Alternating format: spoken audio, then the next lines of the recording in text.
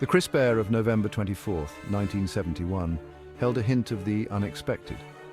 It was Thanksgiving Eve, and families across America prepared for the holidays.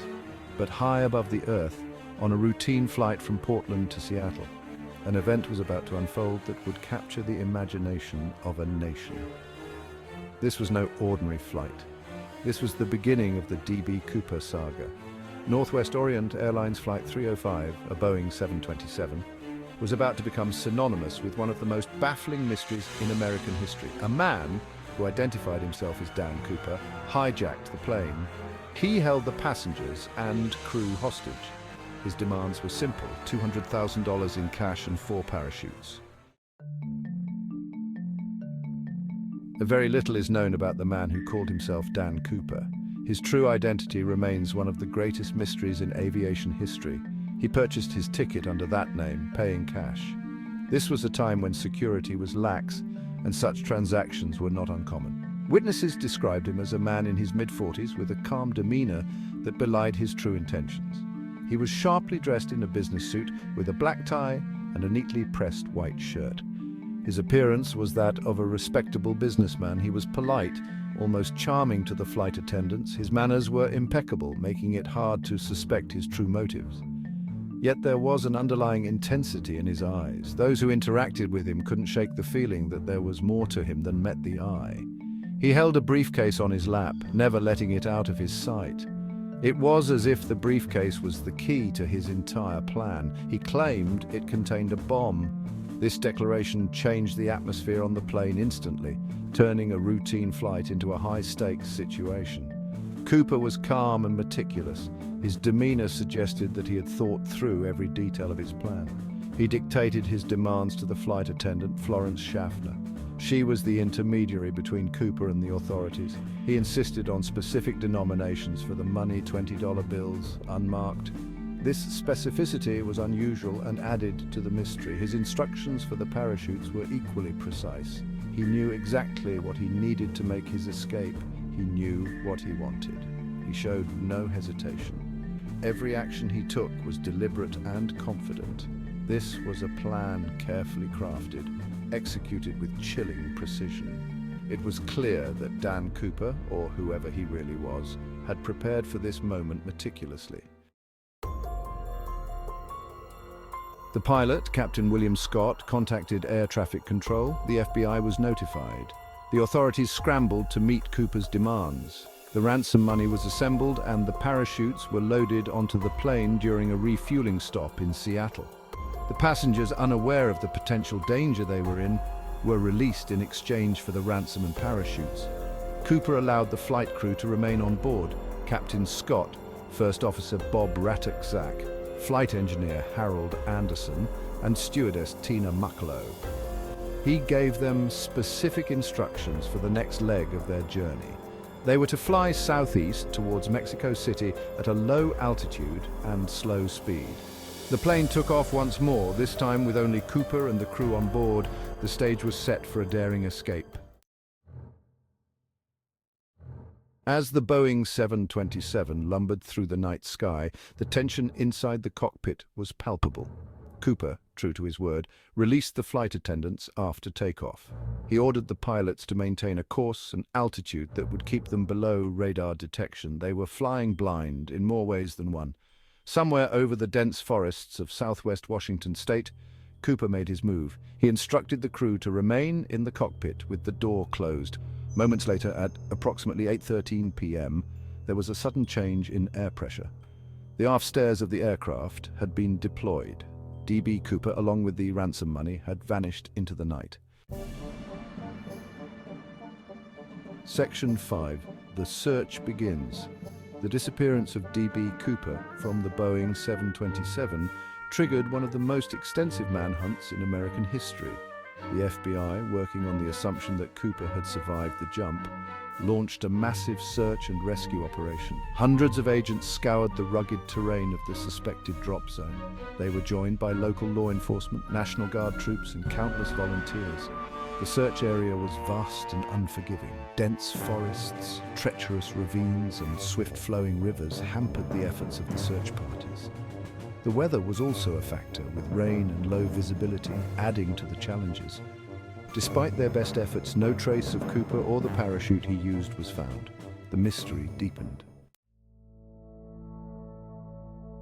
Section 6, Clues from the Sky. Though D.B. Cooper seemed to have vanished without a trace, a few tantalizing clues emerged from the investigation, keeping the case alive in the minds of many. The FBI recovered Cooper's black tie from the plane, a crucial piece of evidence that would later play a significant role. This tie would later be analyzed for DNA evidence, offering a glimmer of hope that modern technology might solve the mystery. In 1980, a young boy named Brian Ingram made a startling discovery. While playing on a sandbar along the Columbia River, a place far removed from the initial crime scene, he unearthed a bundle of decaying $20 bills, totaling $5,800, a find that would reignite public interest in the case. The serial numbers matched those of the ransom money, confirming the bill's connection to Cooper. The discovery of the ransom money only added to the intrigue surrounding the case, raising more questions than answers. It confirmed that Cooper had indeed jumped from the plane, a daring escape that captured the public's imagination. But it did little to shed light on his fate, leaving investigators and the public alike to speculate. Did he survive the jump and live to spend the money, blending into society under a new identity? Or did his daring escape end in tragedy, his remains lost in the vast wilderness? The mystery endured, leaving a legacy of unanswered questions and endless fascination. Section 7. Could he have survived? The question of whether D.B. Cooper survived his daring escape has been the subject of intense debate for decades. The mystery surrounding his fate has captivated the imagination of both experts and the general public alike. Some experts, citing the treacherous terrain, the darkness, and the fact that Cooper jumped with a T-10 parachute that was not designed for such a low-altitude jump, believed that survival was highly unlikely. The conditions were far from ideal, and the risks were enormous. Others, pointing to the fact that some of the ransom money was found, argue that Cooper may have survived the jump and lived to tell the tale. The discovery of the money has fueled speculation and kept the legend alive. The mystery is further complicated by the lack of any credible eyewitness accounts of Cooper after the hijacking. Despite extensive searches and investigations, no definitive evidence has ever been found. Despite numerous reported sightings over the years, none have ever been substantiated. Each lead has turned into a dead end, adding to the enigma. Did Cooper simply vanish into thin air, or did he assume a new identity, living the rest of his days in anonymity? The answer remains elusive. The legend of D.B. Cooper continues to intrigue and baffle, leaving us to wonder what really happened on that fateful night. The D.B. Cooper case, with its blend of audacity and mystery, spawned a number of copycat hijackings in the years that followed. One of the most notable involved a Vietnam War veteran named Richard McCoy. In April 1972, just 5 months after the Cooper hijacking, McCoy hijacked a United Airlines Boeing 727 using a similar modus operandi.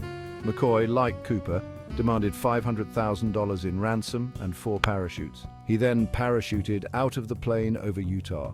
He was apprehended by the FBI 2 days later. The similarities between the two cases were striking, leading many to believe that McCoy might have been Cooper. However, McCoy was never charged in connection with the Cooper hijacking, and the case remained unsolved. The D.B. Cooper case has had a lasting impact on popular culture, inspiring countless books, documentaries, and even a Hollywood movie. The image of the enigmatic hijacker disappearing into the night with a bag full of money has become an enduring symbol of mystery and intrigue. The case continues to fascinate and captivate even after all these years. The enduring appeal of the D.B. Cooper mystery lies in its unanswered questions. Who was D.B. Cooper? Did he survive the jump? What became of him? These questions continue to haunt us, fueling our imaginations and reminding us that some mysteries are destined to remain unsolved. The D.B. Cooper case remains one of the most enduring mysteries of the 20th century. Despite countless hours of investigation, the FBI has never been able to definitively determine Cooper's true identity or his ultimate fate. The case was officially closed in 2016, but the legend of D.B. Cooper lives on. The D.B. Cooper case is a testament to the enduring power of mystery. It is a story that has captured the imaginations of generations, and it is a story that continues to be told and retold, each time with a renewed sense of wonder and intrigue. The mystery of D.B. Cooper is a reminder that even in an age of advanced technology and forensic science, some secrets are destined to remain hidden. The D.B. Cooper case is more than just a cold case file. It is a puzzle that invites speculation, a story that sparks debate around dinner tables and campfires. Was D.B. Cooper a brilliant criminal mastermind, or a desperate man driven to a desperate act? Did he find freedom and a new life, or did the wilderness claim him on that stormy night?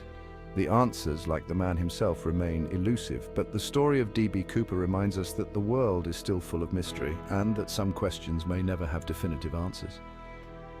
What do you believe happened to D.B. Cooper?